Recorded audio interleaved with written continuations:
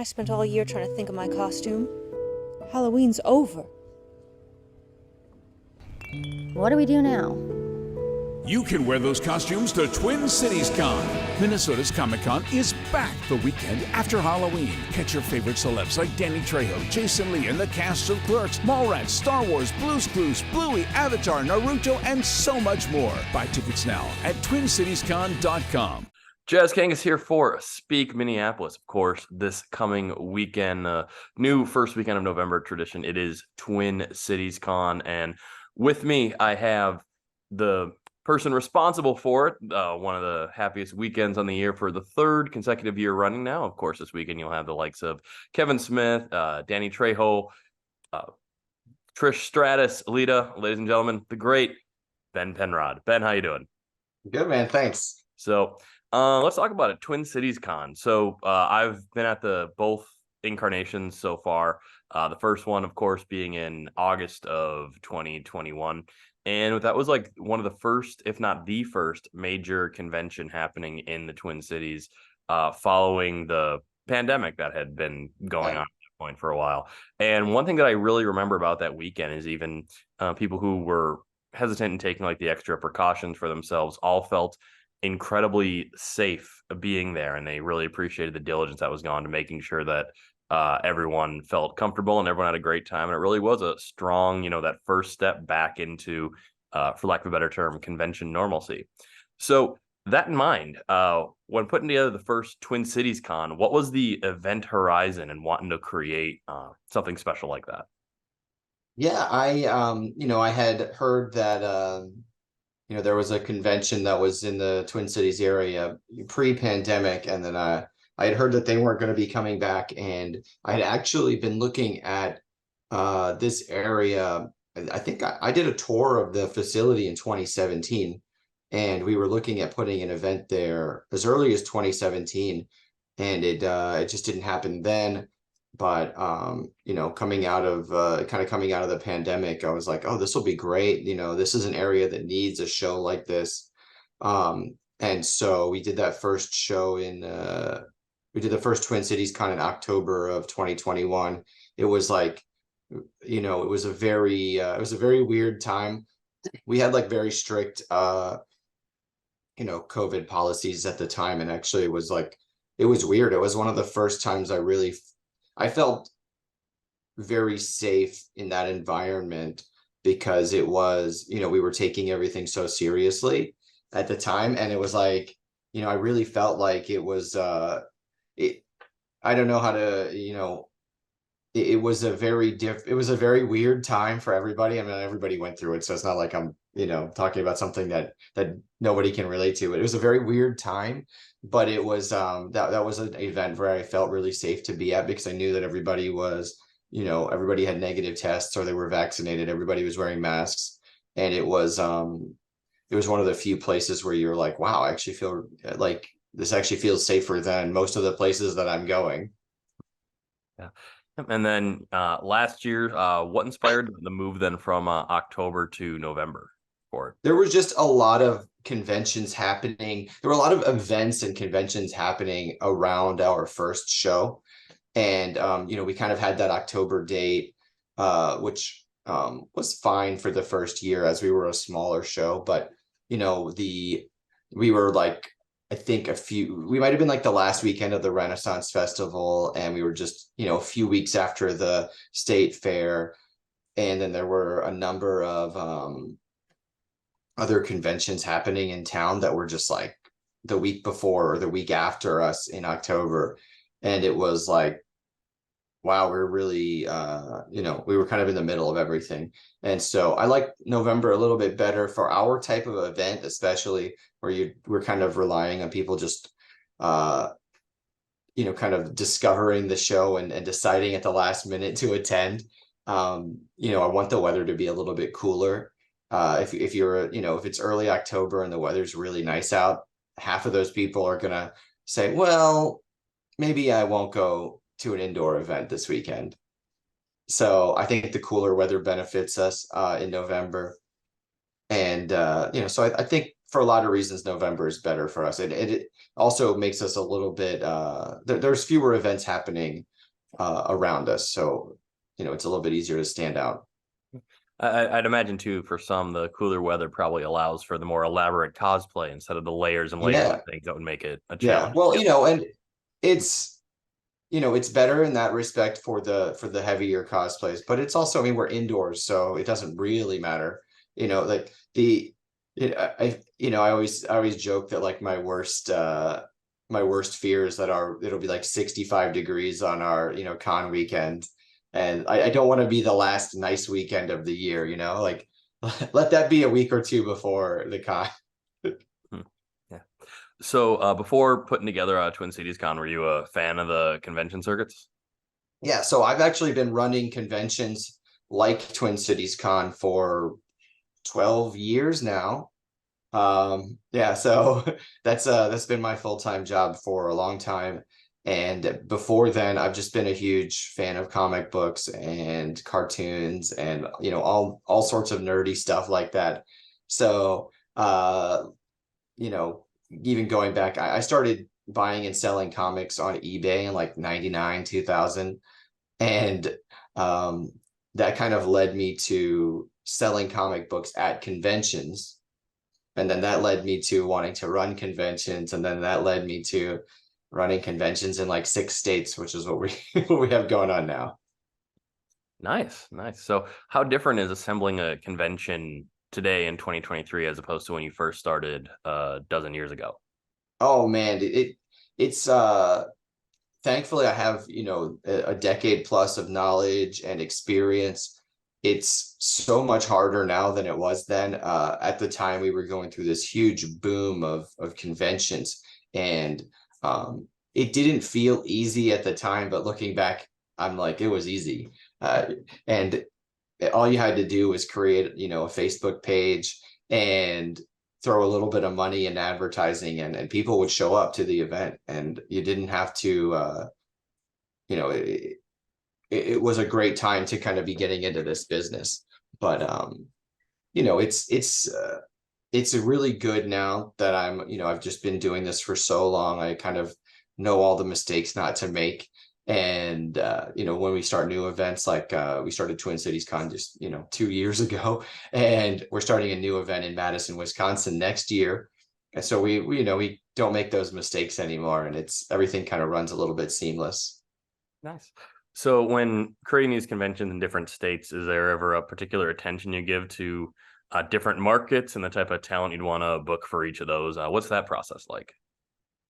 Yeah, so we kind of look at, we look for areas that are underserved, I guess is the way that I would put it. We run a very specific kind of event. We run a larger multimedia event. It's not, dedicated to one type of thing. It's not an anime convention. It's not a gaming convention. It's not a horror convention. It's not dedicated to one, it's not just like a supernatural convention.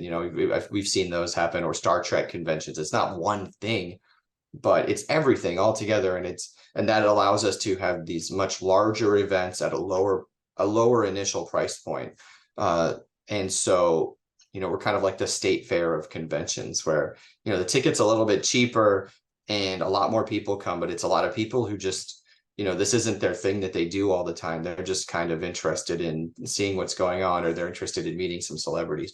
So we look for areas that don't have conventions like that already. So, for us coming out of the pandemic, and Des Moines hasn't had a convention, or hadn't had a convention for a long time. So we started the con in Des Moines. That led to starting the con in Minneapolis, which we actually started that one first.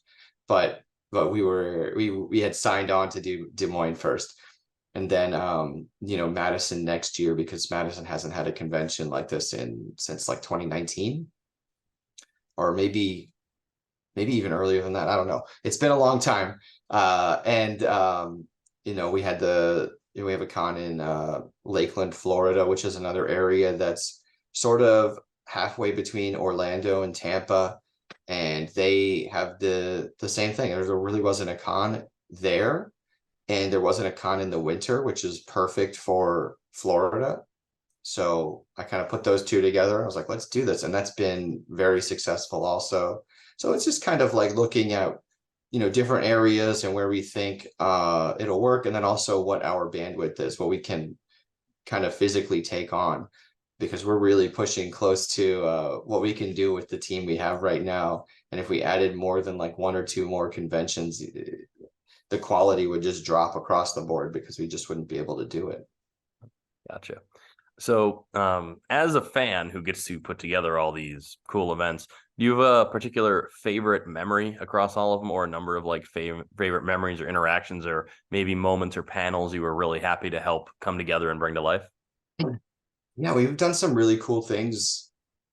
We've done really cool things over the years. I've got to meet some people that are, that were really special to me. I got to meet Adam West and Stanley. I hosted both of them at my con in DC that I started, Awesome Con.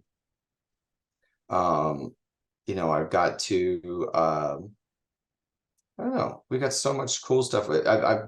We've been able to be like the first time that a celebrity has attended certain conventions. Like for this year, we've got David McCormack and Melanie Zanetti coming they're the mom and dad from Bluey. Mhm. And it's so cool, but they haven't done any conventions like this before. I just kind of reached out, kind of shot in the dark and asked if they'd wanted to come to do any, if they'd be interested in doing conventions, and got really lucky that they said yes.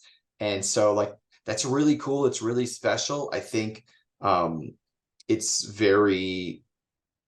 going to be really cool to see all the Bluey fans at the con. It's a different sort of vibe, but at the same time, it's like, I know all the con people also love Bluey. So it works. They fit in perfectly, but there's this whole other group of people who also fit in.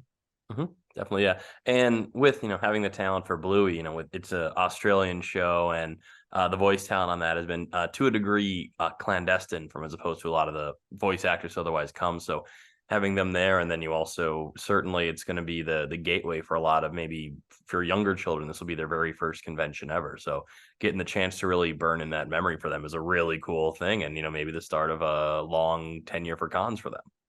Yeah, and that's kind of the hope. I like to work with other cons also. Like you know, in my, I have this idea of like a con ecosystem. And I feel like kind of our role in the con ecosystem is to kind of bring all these people in who've never attended cons before. And then I want them to, enjoy it, have a great time. And then they're like, oh, well, are there other cons like this? And then they end up going to, Convergence or 2D Con or Anime Detour, Anime Fusion, or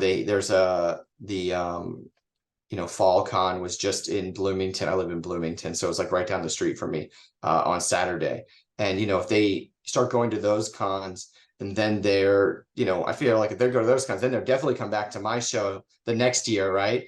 And then they'll go to those other, and then they'll bring some friends with them, and it'll just kind of keep growing the whole community. That's my like big goal. Awesome. Yeah, I think there's definitely room for all that, and especially when you hit the specific interests, and then you also have the things like Twin Cities Con that has such a great pop culture web, essentially catching so many different interests and things that people follow. It sounds great. So was that like particularly different than how the con system sort of was when you first started? Like, was it a little more isolated or territorial then? No, I don't think so. I think regionally it's different. So this area is just saturated with conventions in a good way, but it's just saturated with conventions that have been around for a really long time. I grew up in the Washington D.C. area in Maryland, and there we had, there are some cons that have been around for a long time that have been very well established. But there are a couple of much larger conventions that kind of exist in the same space as Awesome Con, which was an even larger convention. Awesome Con's like 70,000 people, but we had Otakon, which was at the time I think the second, back when I was starting, was like the second largest anime con in the country. There was KatsuCon, which is another very successful anime con. MagFest, which is probably the largest independent gaming convention in the country. As well as a number, probably single day just comic book only shows. They, maybe 1 or 2 a month in the area. And then there were a number of other fandom conventions like Farpoint and there's a Star Trek convention. I can't think of the name. But there were so many of those things, but it was a slightly different vibe than what we've got here in the Twin Cities. So, it's just kind of knowing the area a little bit for me. So for those, as you mentioned, who this may be their very first con ever, what advice would you give to say for someone preparing for their first Twin Cities con excursion? Yeah, absolutely. So we actually since we have been getting a lot of questions on social media and email that have questions that we haven't gotten a lot before. Like I started to realize we have a lot of people coming this year that haven't been to cons before, which is great because there's no stupid questions. If you have a question, ask us. Like there's, we want to help out. But so we created a first timers guide that we actually put on our website. So if you, and it's on all of our social media. So check that out. I think it's on the FAQ page. But for first timers, it's the con's like a giant nerdy flea market with celebrities and programming and panels. So, my first tip is always to look at our schedule, kind of plan out your day. Even if you loosely plan it out, make a plan, think about where, if there's a panel you really want to see, it's at 4 p.m. We'll think, okay, I want to be there at 4 p.m. That means, at 2 p.m. I can get in line for the celebrity. And at noon, if I show up at noon, that'll give me a couple hours to walk around the exhibit hall. Then you kind of got a plan. I think that's the way to go. It's going to be very busy weekends, and a lot of people are going to be there. So, you want to make a plan. Comfortable shoes. That's always a good. That's always a good tip. And check out the artist alley. It's always my favorite part of the con. At times I feel like I know everybody in the artist alley, and I'll walk through, and then I always end up discovering some artist who I never even heard of before. Maybe it's their first time exhibiting with us, and I'm just like, wow, this is amazing. How have I never seen this artist before? And that's really my favorite part of the whole con. That's my favorite part of any con, is kind of discovering a new artist that I didn't know about. Awesome. Well, I'm looking forward to discovering some new artists, seeing some famous faces, and connecting with the greater family reunion aspect of Twin Cities Con, as it seems to be every year. Ben, thank you so much for your time, and I'll look forward to seeing you as well coming up this weekend, November 3rd through 5th at Twin Cities Con. Man, thanks. I spent all year trying to think of my costume. Halloween's over. What do we do now? You can wear those costumes to Twin Cities Con. Minnesota's Comic-Con is back the weekend after Halloween. Catch your favorite celebs like Danny Trejo, Jason Lee, and the cast of Clerks, Mallrats, Star Wars, Blue's Clues, Bluey, Avatar, Naruto, and so much more. Buy tickets now at TwinCitiesCon.com.